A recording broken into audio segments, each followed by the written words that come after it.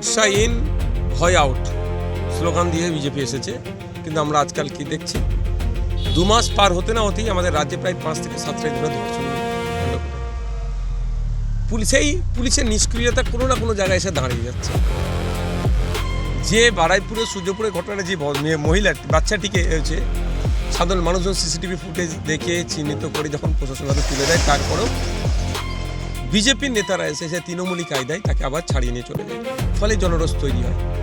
পরবর্তীতে যেটা হয়েছে, এটা তো আমি বলবো পুলিশের গাফলতির জন্য।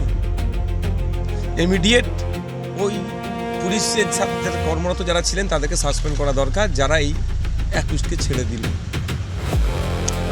দ্বিতীয় কথা হচ্ছে যে এই ধরনের বাড়বাড়ন্ত যে হচ্ছে, মহিলা নিরাপত্তা করে চিৎকার করলেও প্রকৃত অর্থে মহিলারা কেন নিরাপদে থাকছে না, এটা রাজ্য সরকারকে একটু ভাবতে হবে। এমন দৃষ্টান্তমূলক শাস্তি দিক যাতে আগামী দিনে কারো বাড়ির মহিলাদেরকে কেউ না কোন নজরে দেখে।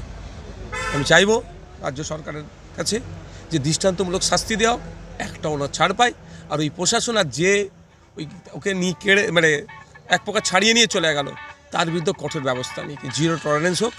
রাজ্যের মানুষ, বারাইপুরের মানুষ সরকারের পাশে থাকবে ক্ষেত্রে।